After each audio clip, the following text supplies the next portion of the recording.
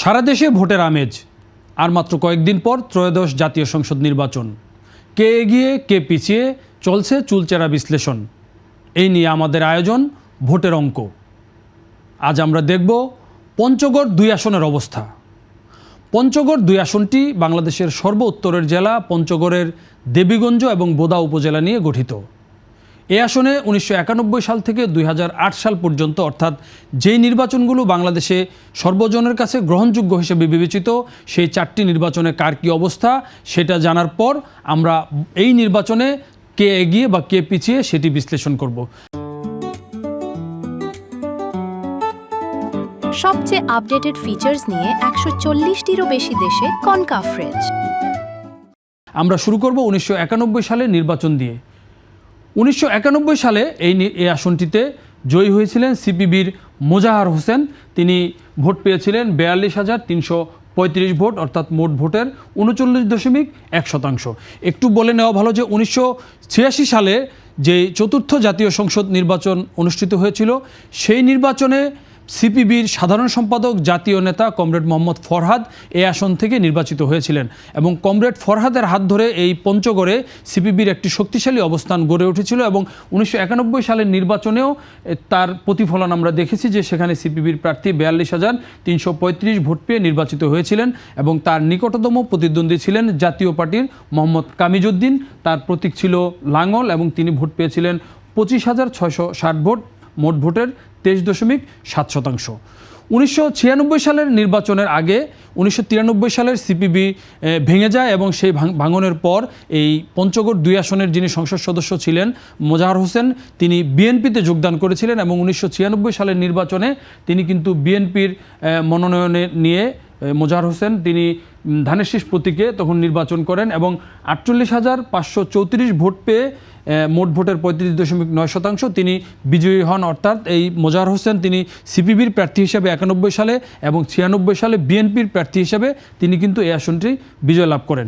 1996 সালে নিকটতম যিনি প্রতিদ্বন্দ্বী সেটাও কিন্তু পরিবর্তন হয়ে যায়। আগের নির্বাচনে জাতীয় পার্টি এখানে শক্তিশালী অবস্থান ছিল, কিন্তু 96 সালে এসে এখানে আওয়ামী লীগের মোহাম্মদ সিরাজুল ইসলাম নৌকা প্রতীক নিয়ে তিনি 46,815 ভোট পান, অর্থাৎ 34.6%, এবং দুইজনের মধ্যে ভোটের ব্যবধান কিন্তু 1,500-এর কাছাকাছি ছিল।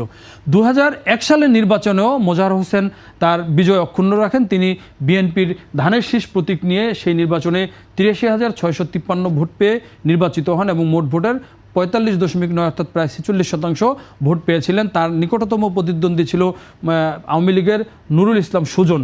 তিনি নৌকা প্রতীক নিয়ে 79,602 ভোট পেয়েছিলেন এবং মোট ভোটের 34.3% আওয়ামী লীগের ঘরে যায়।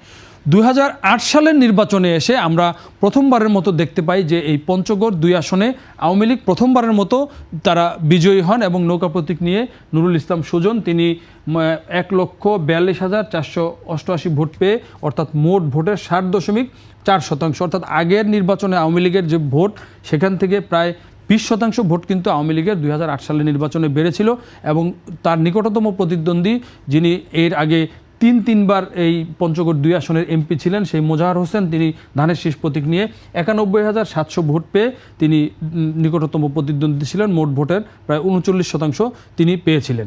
এই হলো 4টি নির্বাচনে পঞ্চগড় 2 আসনের অবস্থা। আমরা দেখতে পেলাম যে 3টি নির্বাচনে এখানে দুইটি নির্বাচনে বিএনপি এবং একটিতে সিপিবির প্রার্থী হিসাবে মোজাহার হোসেন এখানে জয়ী হয়েছিলেন এবং পরের 2008 সালের নির্বাচনে এখানে নুরুল ইসলাম সুজন এখানে নির্বাচিত হন।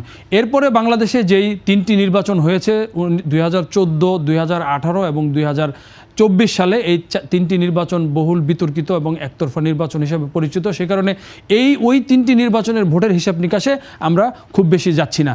তো আমরা এখন দেখব যে 2026 সালের এই নির্বাচনে, যেটা আগামী 12ই ফেব্রুয়ারি অনুষ্ঠিত হবে, সেখানে পঞ্চগড় 2 আসনের অবস্থাটা কি।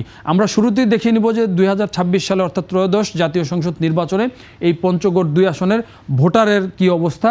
পঞ্চগড় 2 আসনে এই নির্বাচনে মোট ভোটার সংখ্যা 4,14,353 এবং এর মধ্যে নারী ভোটার সংখ্যা 2,07,113, পুরুষ ভোটার সংখ্যা 2,07,237 এবং হিজড়া ভোটার আছেন 3 জন। এই হলো মোট ভোটারের অবস্থা। এখানে আমরা দেখতে পাচ্ছি যে পুরুষ এবং নারী ভোটার কিন্তু মোটামুটিভাবে কাছাকাছি 100-রও কম। সবচেয়ে আপডেটেড ফিচার্স নিয়ে 140টিরও বেশি দেশে কনকাফ্রেজ। তো আমরা এখন দেখব যে এই নির্বাচনে পঞ্চগড় 2 আসনে প্রার্থীদের কার কী অবস্থা বা কারা কারা এখানে প্রার্থী সেটা নেব। আমরা দেখি যে এখানে যদি মূল প্রতিদ্বন্দ্বী প্রার্থী হিসাব করি 8 জন মোট এই আসনে প্রতিদ্বন্দ্বিতা করছেন। তার মধ্যে আমরা যদি মূল প্রতিদ্বন্দ্বী হিসাব করি তার মধ্যে ফরহাদ হোসেন আজাদ বিএনপির ধানের শীষ প্রতীক নিয়ে নির্বাচন করছেন। জামায়াতে ইসলামীর প্রার্থী শফিউল আলম তিনি তার দলীয় প্রতীক দাঁড়িপাল্লা নিয়ে নির্বাচন করছেন। আরেকজন প্রার্থীকে এখানে আলোচিত মাহমুদ হোসেন সুমন তিনি স্বতন্ত্র প্রার্থী ঘোড়া প্রতীক নিয়ে নির্বাচন করছেন। এই মাহমুদ হোসেন সুমন এই আসনের যে 3 বারের যে এমপি মোজাহার হোসেন, সেই মোজাহার হোসেনের ছেলে এবার তিনি স্বতন্ত্র প্রার্থী হিসেবে নির্বাচন করছেন এবং তার বিষয়ে সারা দেশে একটি আলোচনা যে বিএনপি তাকে এই বিদ্রোহী প্রার্থী হিসেবে পরিগণিত করে বিএনপি তাকে দল থেকে বহিষ্কার করে একটি বিজ্ঞপ্তি জারি করেছে এবং তার প্রতিবাদ জানিয়ে এই মাহমুদ হোসেন সুমন তিনি বলেছেন যে আমি জীবনে কোনো দিন বিএনপি করি নাই, বিএনপির কোনো পদেও নাই, তাহলে দল আমাকে কিভাবে বহিষ্কার করে। কিন্তু আমরা পঞ্চগড়ের সার্বিক যে পঞ্চগড় 2 আসনের সার্বিক যে অবস্থা সেখানে যদি আমরা বিশ্লেষণ করি সেখানে দেখব যে ফরহাদ হোসেন আজাদ তিনি বিএনপি ধানের শীষের প্রতীকের প্রার্থী। তিনি 2018 সালে এই আসনে কিন্তু তিনি বিএনপির প্রার্থী বা জোটের প্রার্থী হিসেবে প্রতিদ্বন্দ্বিতা করেছিলেন, যেটা রাতের ভোট নামে যেই নির্বাচনটি পরিচিত। সেই নির্বাচনে কিন্তু 1 লক্ষের উপরে ভোট এই ফরহাদ হোসেন আজাদ ধানের শীষ প্রতীকে সেবার কিন্তু পেয়েছিলেন। আর মাহমুদ হোসেন সুমন যিনি স্বতন্ত্র প্রার্থী তার পক্ষেও বিএনপির কিছু নেতাকর্মী সেখানে আছেন। সুতরাং এই মাহমুদ হোসেন সুমনের ভোট এখানে ফরহাদ হোসেন আজাদের ভোটে একটা প্রভাব ফেলতে পারে। জামায়াত ইসলামীর শফিউল আলম এখানে নতুন প্রার্থী তিনি এবং আমরা 1991 এবং 96 2 বার এই জামায়াত ইসলামী এই আসনে তাদের দলীয় প্রতীক নিয়ে নির্বাচন করেছিল এবং একবার 14,000 এবং আরেকবার 16,000-এর কাছাকাছি তারা ভোট পেয়েছিলেন। অর্থাৎ এরপর 1996 সালের পর থেকে জামাত কিন্তু এই আসনে তাদের নিজস্ব দলীয় প্রতীক নিয়ে তারা নির্বাচন করেনি, যে কারণে জামাতের ভোটের আসলে সার্বিক কী অবস্থা পরিসংখ্যানটা আমরা সঠিকভাবে কিন্তু এই মুহূর্তে জানা খুব কঠিন। তবে 5ই আগস্টের পর 2024-এর গণ অভ্যুত্থানের পর সারা দেশেই কিন্তু জামাতের সাংগঠনিক অবস্থা বা দলীয় শক্তি বৃদ্ধি পেয়েছে এবং সেই হিসাবে আমরা বলতে পারি যে পঞ্চগড়েও তার প্রভাব পড়েছে।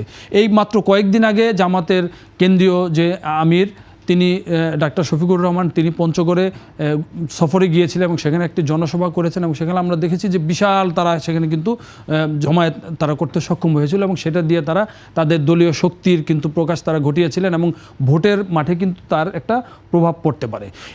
এই আসনে বাংলাদেশের অন্যান্য যে কোনো আসনের মতোই এই আসনে এবারের ভোটের একটা বড় ফ্যাক্টর হচ্ছে আওয়ামী লীগের ভোট।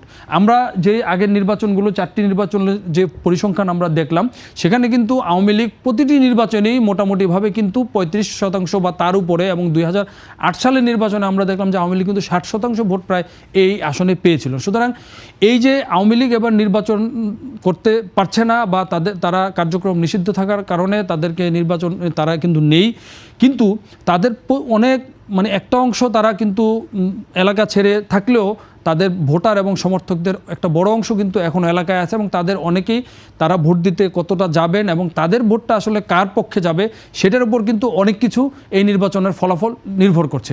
সুতরাং আমরা সার্বিকভাবে এই মুহূর্তে যেই অবস্থা আমরা দেখতে পাচ্ছি যে পঞ্চগড় 2 আসনে বিএনপির ফরহাদ হোসেন আজাদ তিনি অত্যন্ত শক্তিশালী একজন প্রার্থী এবং তিনি কিন্তু এই মুহূর্তে নির্বাচনের সার্বিক বিবেচনায় নির্বাচনী দৌড়ে এগিয়ে আছেন।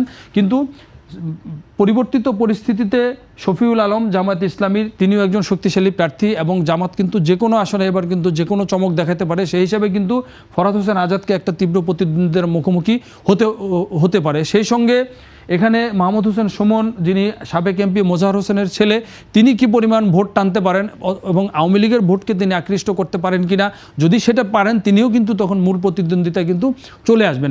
এর বাইরে বাকি যে 5 জন প্রার্থী আছেন, ইসলামী আন্দোলনের প্রার্থী আছেন, সিপিবির প্রার্থী আছেন। এখানে সিপিবি এখানে একটা একসময় শক্তিশালী অবস্থান ছিল, কিন্তু সর্বশেষ পরবর্তী নির্বাচনগুলোতে কিন্তু সেখানে খুব বেশি ভোট আমরা পেতে দেখি নাই। তারপরেও এই দলগুলো কিন্তু সেখানে ভোটের মাঠে অন্ততপক্ষে ভোট কারও জেতা বা পরাজয়ের ক্ষেত্রে তাদের ভোটগুলো কিন্তু এখানে গুরুত্বপূর্ণ হয়ে উঠতে পারে সার্বিক বিবেচনায়, যেটা মনে হচ্ছে। তবুও এই মুহূর্তে আমরা যেটা দেখতে পাচ্ছি, যেখানে ফরহাদ হোসেন আজাদের সাথে জামায়াত ইসলামীর শফিউল আলমের একটা দ্বিমুখী প্রতিদ্বন্দ্বিতা হওয়ার সম্ভাবনা বেশি। সেই সঙ্গে মাহমুদ হোসেন সুমন যদি একটা বিশেষ কোনো একটা রাজনৈতিক চিন্তার ভোট বা তার বাবার ইমেজ দিয়ে যদি সাধারণ মানুষের ভোট টানতে পারেন, সেক্ষেত্রে ত্রিমুখী প্রতিদ্বন্দ্বিতা হলেও এখানে অবাক হওয়ার কিছু থাকবে না। সবচেয়ে আপডেটেড ফিচার্স নিয়ে ১৪০টিরও বেশি দেশে কনকাফ্রেজ। তো দর্শক, এ হচ্ছে আমাদের পঞ্চগড় 2 আসনের সার্বিক অবস্থা।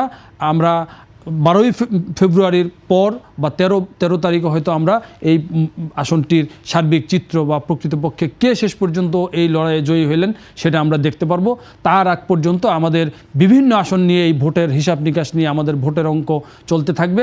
আগামী পর্বে আমরা ঠাকুরগাঁও 1 আসন নিয়ে আমরা আলোচনা করব। সবাইকে অসংখ্য ধন্যবাদ।